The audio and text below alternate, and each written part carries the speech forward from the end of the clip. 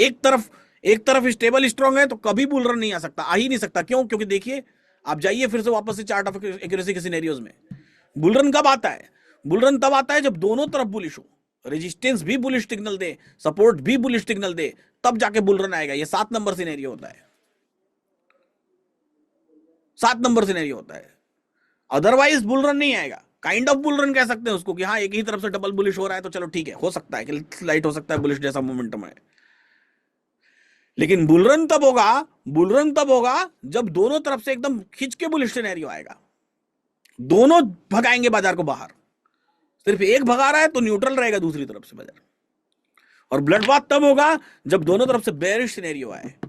और एरो कहां से, एरो का कॉन्सेप्ट कहां से जन्म हुआ कि कौन सी स्ट्राइक प्राइस से कौन सी स्ट्राइक प्राइस पर बाजार जाने की कोशिश कर रहा है, या वो पर्टिकुलर ओपन इंटरेस्ट या वो पर्टिकुलर वॉल्यूम जाने की कोशिश कर रहा है, एरो का जन्म वहां से हुआ। तो एरो की जगह WTT WTB लिखना इसके डेफिनेशन को क्या कर देगा, बहुत छोटा सा बना देगा। सिर्फ WTT या WTB की बात कर रहा हूं, लेकिन WTT या WTB की जगह एरो बनाना इस डेफिनेशन को वास्ट कर देता है।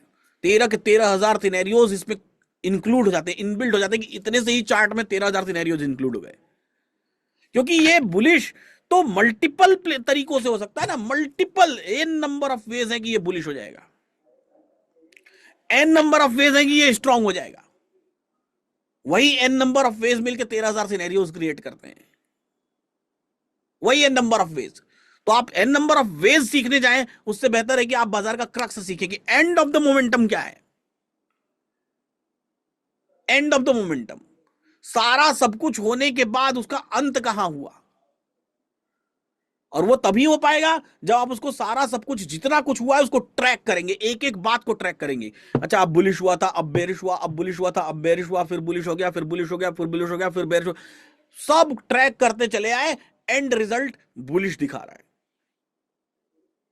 तो सब ट्रैक तो आप मैनुअली करना इंपॉसिबल है, मेरे लिए भी इंपॉसिबल है।